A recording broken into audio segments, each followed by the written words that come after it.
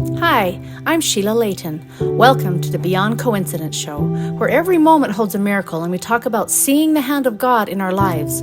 Call it a God wink or a tender mercy or whatever you want. Everyone on this show has seen the hand of God or their higher power in their lives in a very real and personal way. Hey everyone, welcome. You should be very, very excited today because my guest is, well, wow. To know her is to love her, and I know that many of you already do. So Hilary Weeks was raised in Anchorage, Alaska, where her family often enjoyed the beauties of the outdoors, including frequent fishing trips. At the age of 15, Hilary caught a trophy-sized king salmon that weighed 80 pounds, much to the chagrin of her father, who would have loved to have caught such a fish that size. Hilary has always loved music. She began taking piano lessons at the age of 8 and wrote her first song at 14.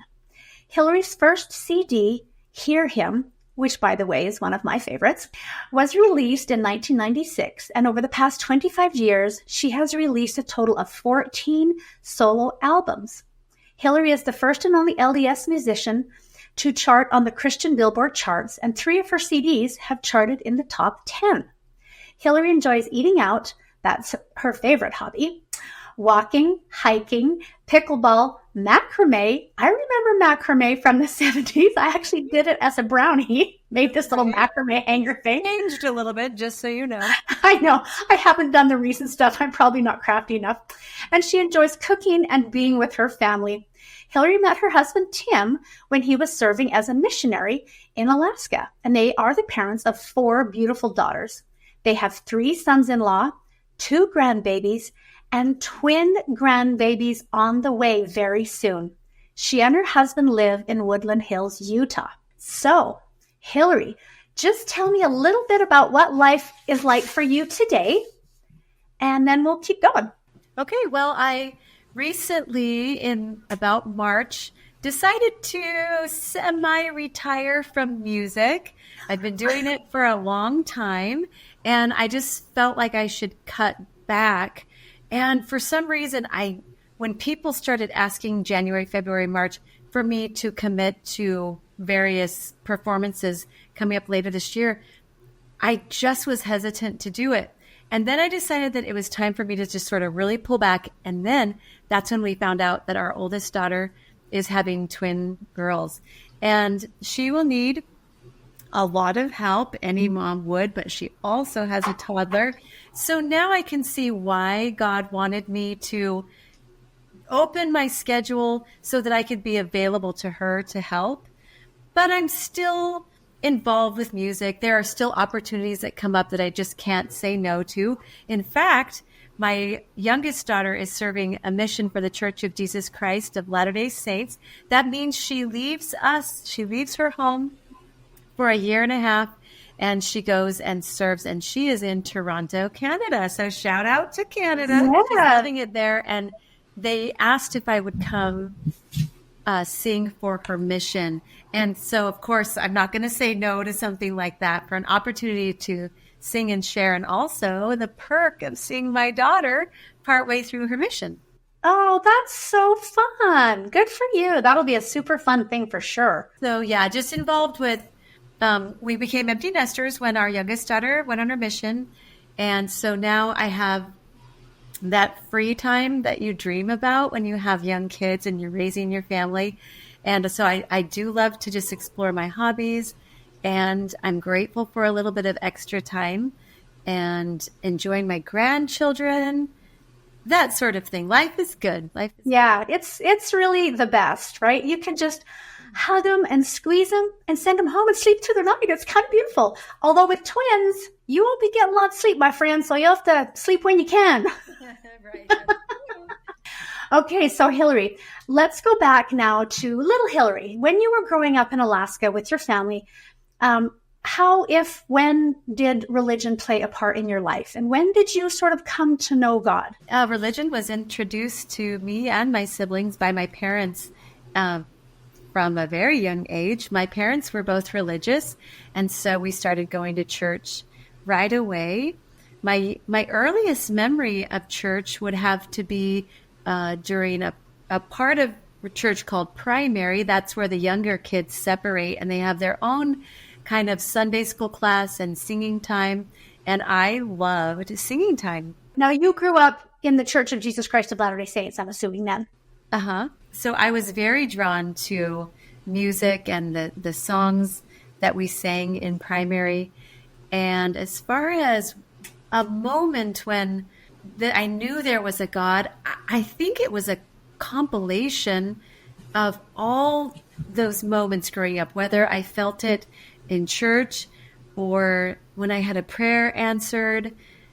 And I've always just felt like God was there. Okay, yeah. So did that feeling kind of increase sort of through your high school and college years?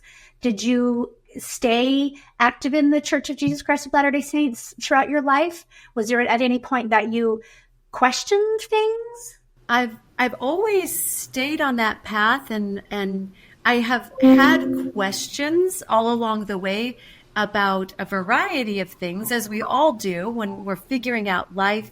Some are life questions, some are religion questions, but never a question that caused me to feel like I couldn't trust God or depend on him.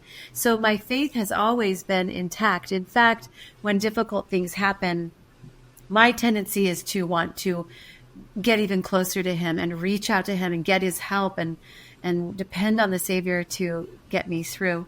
I remember in high school, I grew up in Anchorage, Alaska. We lived right by the ocean, and my house wasn't far from a bluff, and I would walk over to that bluff, climb up to where I could overlook the ocean. I would just pick a log to sit on, and I have a lot of memories sitting there praying, asking God to help me with teenager type concerns and questions.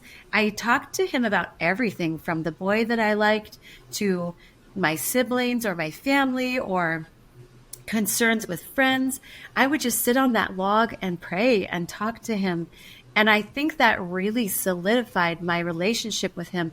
At that point, I don't know that I was very good at hearing his voice, receiving answers, or knowing when he was sending me answers. But over time, as I've trusted the thoughts that have come to my heart and my mind and followed them and seen the good results that have come from that, I've learned that's how he speaks to me. And I've learned to hear his voice. So he speaks to you through thoughts, did you say? Sure. I'll have thoughts come to mind, or I'll have an idea.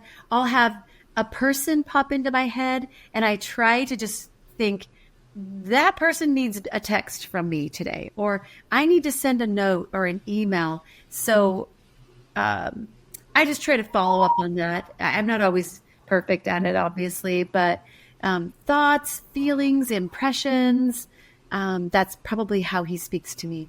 Yeah, and I find, like, for me too, especially if it's a thought that I know wouldn't be mine. Like you say, if someone's name just pops into your head, you're like, oh, okay, well, maybe they just are having a bad day and they need a text. And sometimes you send that text, right? And it's nothing, but sometimes you do. And it's like, well, thanks so much. I really needed that today. Right. Sometimes you just get a normal response that you would on any other day. And then you get some that are a surprise. Last week, I texted a woman who I just recently met and lives in our neighborhood. And I just reached out, how's your week going?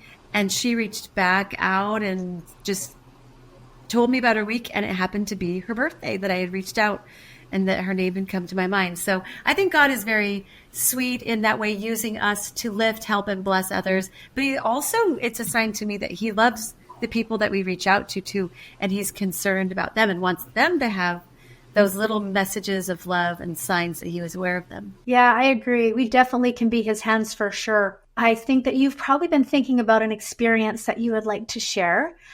So you can get into that, to get as much detail as you would like, as vulnerable as you want or not. This is your story to share, just so that people can sort of see the hand of God in your life. Yeah, I have a couple of thoughts about that. It's actually one of my favorite topics, seeing the hand of the Lord in our lives. And of course, my mind immediately went to a leader of the Church of Jesus Christ of Latter-day Saints, whose name is President Eyring. And he gave a message. I think it's called, Oh, Remember, Remember. he talks about having a thought come to his mind at the end of a day. He'd gotten home from his work day. It was dark. It was late. He was ready to go to bed, but he had witnessed something. And then the Lord spoke to him in his heart and said, basically, these thoughts are not just, or these experiences aren't just for you. You need to write them down. So if you don't mind, I'd love to read what he said about that, because it was life-changing. Oh, for sure. He said, I went inside. I didn't go to bed. Although I was tired, I took out some paper and began to write. And as I did, I understood the message that I had heard in my head. I was supposed to record for my children to read someday in the future how I had seen the hand of God blessing our family. And this is what happened. He said, I wrote down a few lines every day for years. I never missed a day, which in my mind is incredible.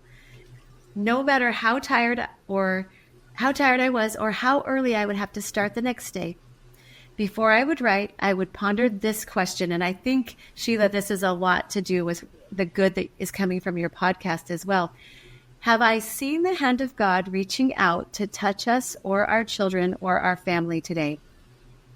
As I kept at it, he says, something began to happen. As I would cast my mind over the day, I would see evidence of what God had done for one of us that I had not recognized in the busy moments of my day.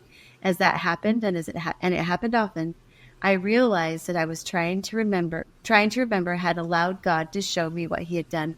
And then he goes on to talk about how this process created a sense of overwhelming gratitude for God. And he began to see how God worked in his life.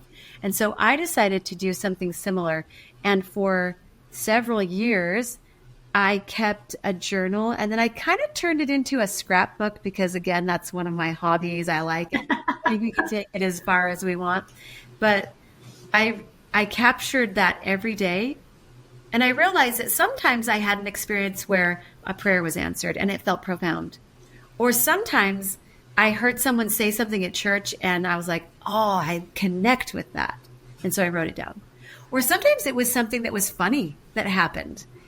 And some of them were completely normal, but I was like, okay, that's maybe a way that I felt God in my life. And did you find sometimes it was just a matter of, because I've been trying to do that this year, and I just talk it into my phone, Tender Mercies of God, and I just put it in my phone.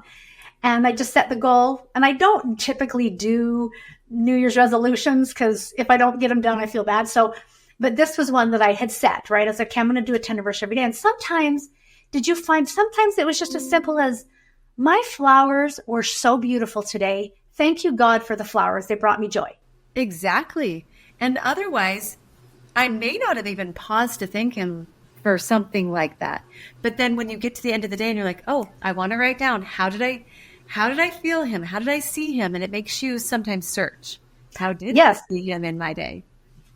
Right. And so there are some days when I'm like at the end of the day going, okay, I've got to think about this now. I've got to focus.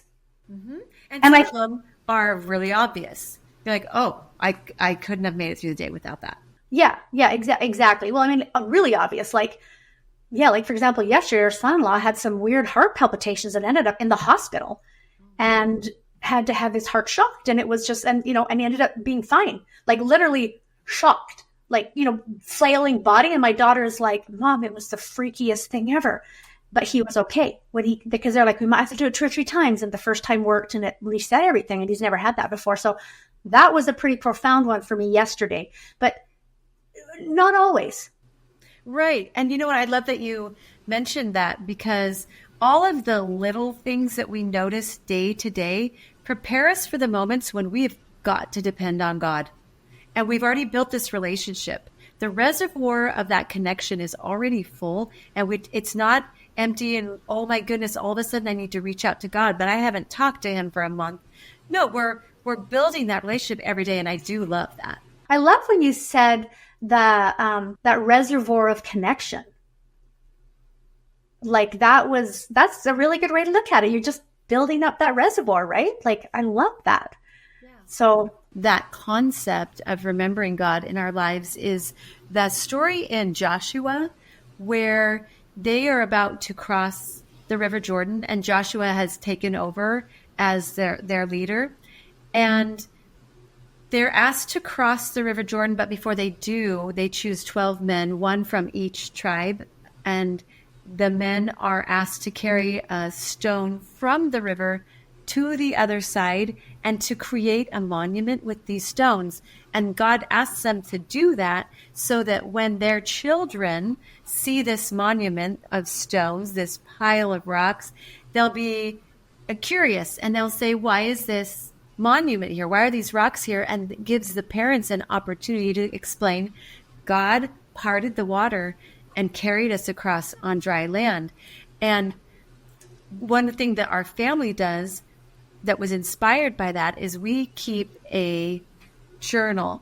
And every year at the end of the year, we've been doing this for about 7 years, kind of between Christmas and New Year's, we all gather together and we each share 2 miracles that happened in our lives that year. And we write them down. And then the next year, when we're about to do it again and share the 2 miracles that have happened that year, we go back and we read the miracles from all the former years. And it gives us an opportunity to remember. Sometimes they make us laugh. Sometimes we are brought to tears at the memory of it.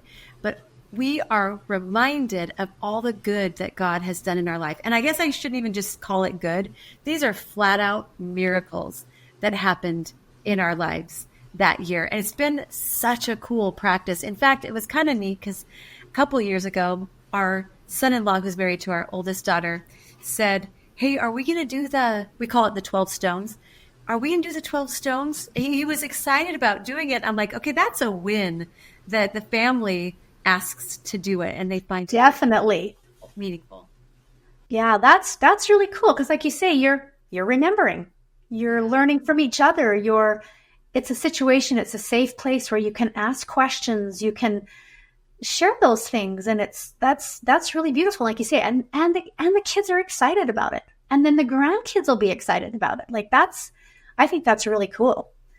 So do you have a special experience that you would like to share with us? Well, I can share something that just happened a couple of weeks ago, actually. This is going in the 12 Stones book for me, for sure, this year, at the end of the year. We had traveled to Alaska, and that's where I'm from.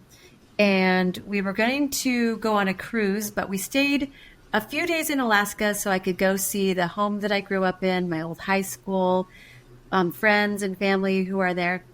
And then the morning came that we were going to board the train in Anchorage, and it was about a 4-hour train ride to Seward, which is where we were going to pick up the cruise. And before I gave them at the train station my bags, I asked my husband, he had actually gone to return the rental car, so he wasn't quite there at the station yet. And I was giving them my bags, but then I don't know what you call it, the man collecting the baggage said, make sure you have your passports with you because you'll need them to be able to get on the ship. And if they're in your bags, you won't have your bags. So the Spirit said to me, in my mind and heart, the Holy Ghost whispered, call Tim and make sure you have your passports. So what did that feel like to you? Like, what was that? Just a thought? It was just a thought that popped into your head. Yep. This is a thought. And what was that thought again? Make sure that your passports are not in these suitcases. So I sort of was like, there's no way they're in these suitcases. My husband would never leave them in here. They will be in his backpack.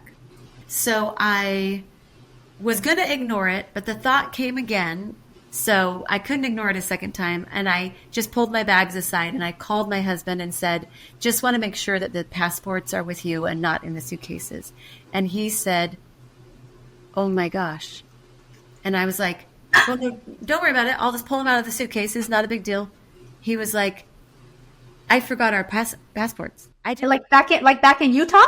In Utah. Oh no. Okay. We have a situation. We don't, and the guy said, I went over to him and I just was like, I have a situation. We don't have our passports. And he's like, you're not going to be able to get on the ship because the ship ends in Canada. And so, and my husband is never forget stuff like that. He's just 1000% dependable. So we asked if there was anything he could do to help us. And he said, let me call my manager. She said, I'm so sorry. There's nothing we can do, but let me call my manager. And Tim and I just went and sat on the bench in front of the train station like orphans. Everyone else was on the train. It was 5 minutes away from leaving. We were like, should we just fly back to Utah and cancel the trip? There was no way to have them overnighted to the first port by FedEx says it was Sunday. It was just a disaster. I mean, we were so sad. And then the phone rang and the manager had called her manager and she said, if you have your driver's license and you can get us a picture of your birth certificate and you can FedEx your passports to the last port before we go to Canada, we can get you on the cruise. And I raced to stop the train. They held it. We got on. They helped us with our bags. Everybody was so kind. And when we got to the location, she personally helped us and took us over to the counter to help us get on this cruise. And it was miracle after miracle after miracle to help make it happen. Honestly, Sheila, when we found out we didn't have our passports, I didn't even say a prayer, which would be my first reaction every time. Like, start asking God to help you. But I was like, we forgot our passports. What's he going to do? It's out of his jurisdiction. This is international travel. I'm like, here's what we need to do.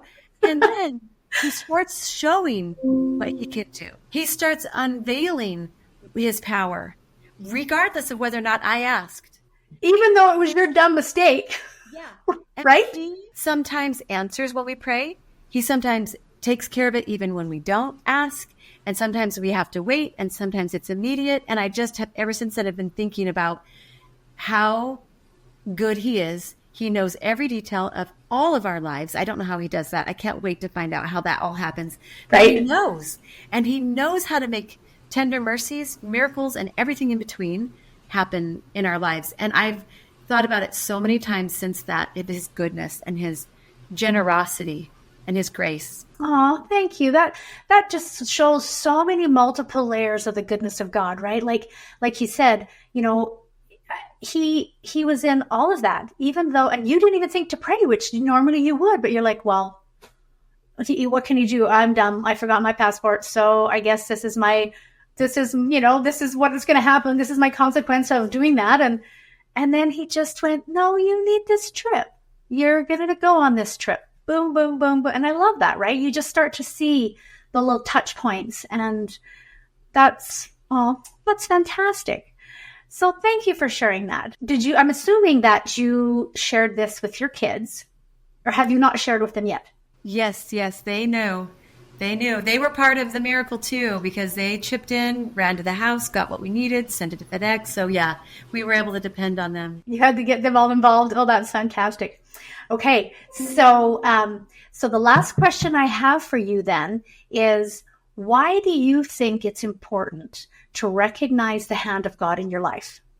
Is it or isn't it? Yeah, for me, it has been. It's probably like Legos. You need every little building block in order to create what you're going to create, whether it's a building or some sort of house. And every single Lego could represent a tender mercy, an answer from God, us remembering. And then pretty soon you've got this structure, this witness, this foundation that isn't shaken by the things that come along in life that are hard.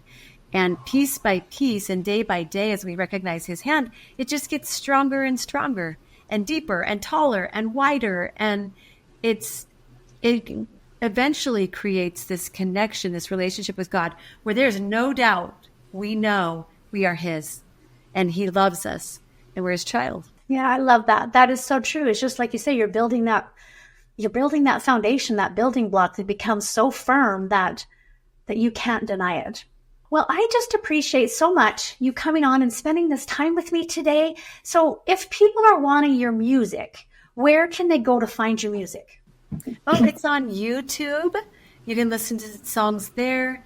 I have an app called Live All In, and that's free. They can listen to lots of music there. And of course, any of the streaming platforms. Yeah, I use Apple Music, so I can get all your music on Apple Music. Thank you so much. I do want to play a song, but I'm going to have that added after. And it's one of my favorites of yours. It's called Faith in the Middle.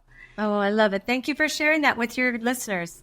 Yeah, because it just, I mean, really, it talks about those middle moments that are really hard sometimes where, you know, we've had experiences with God and we know that He's there, but then life gets really hard. And there's those middle moments that are, you know, like Moses traipsing around the wilderness for 40 years with all the people that are not so great. And we have those moments in our lives. And that's what your song talks about, is that we need faith in those middle moments, that God is there. So we'll play that at the end of the podcast when we're finished recording. So I'll get my editor to figure that all out, because I don't know how to do that. So thanks so much, Hilary, for coming today and sharing your story. You're just a ray of sunshine, and I think you're wonderful. Pleasure, and I appreciate the invitation. All right. Well, thanks. Okay, we'll talk to you soon.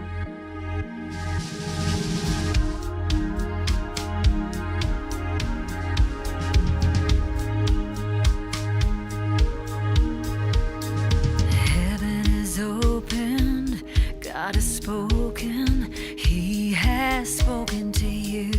And you've had a witness, and you know that this is what you're meant to do.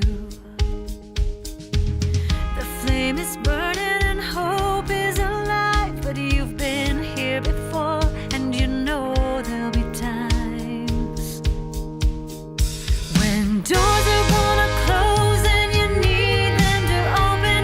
Some will second guess the direction you are going.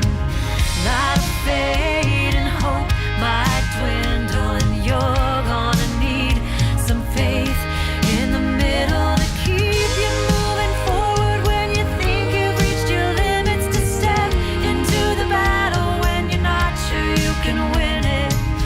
When you question or doubt more than a little, well, that's when you're gonna need faith in the middle.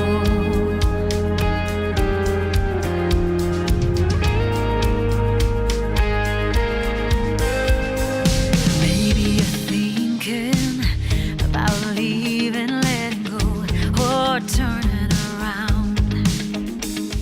But you've come so far and you've worked too hard. Don't walk away now.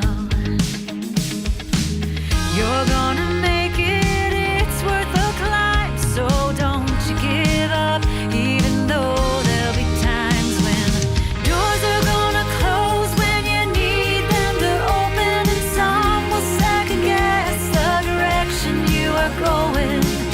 Light will fade and hope might dwindle, and you're gonna need some faith in the middle to keep you moving forward when you think you've reached your limits, to step into the battle when you're not sure you can win it. When you question or doubt more than a little, well, that's when you're gonna need faith in the middle.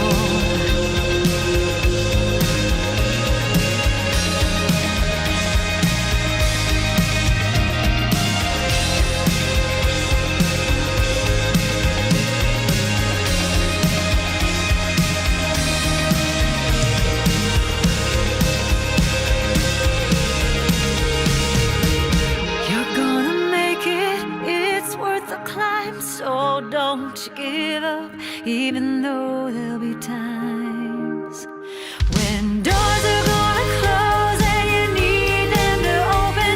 Some will second guess the direction you are going. Light will fade and hope might dwindle, and you're gonna need some faith in the middle to keep you moving forward when you think you've reached your limits, to step into the battle when you're not sure you can win it.